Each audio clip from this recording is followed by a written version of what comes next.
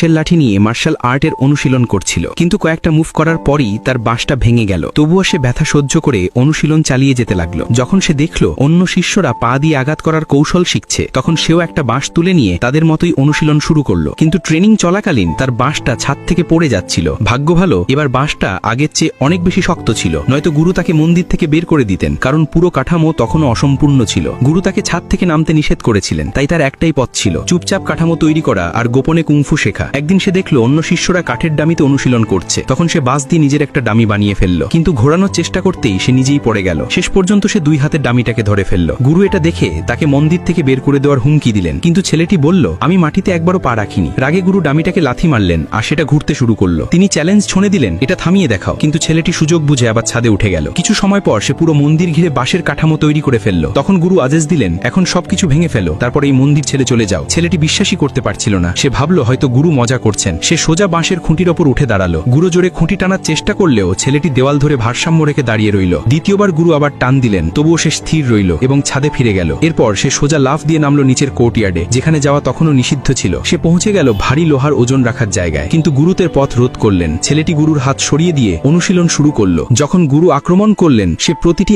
আঘাত থেকে নিজেকে বাঁচিয়ে নিল। গুরু তাকে লাথি মারলেও সে ভারসাম্য হারায়নি। এটা দেখে গুরু অবাক হয়ে গেলেন। তিনি আবার একবার জোরে আঘাত করলেন, এটা দেখতে যে সে আসলে কতটা শিখেছে। প্রতিটি আঘাত সে নিখুঁতভাবে এড়িয়ে গেল, এমনকি ট্রেনিং স্টিকগুলো ভেঙে গেল। যখন গুরু নিজের তালু দিয়ে জোরে আঘাত করলেন, তখন সে গিয়ে পড়ল সবচেয়ে বিপজ্জনক ট্রেনিং জোনে, কিন্তু সে তার শেখা ফুটওয়ার্ক ব্যবহার করে সহজেই সেটা পার হয়ে গেল। তবু গুরু বললেন, তুমি শাওলিন মন্দিরে থাকতে পারবে না, কারণ তোমার স্বভাব এই জায়গার উপযোগী নয়।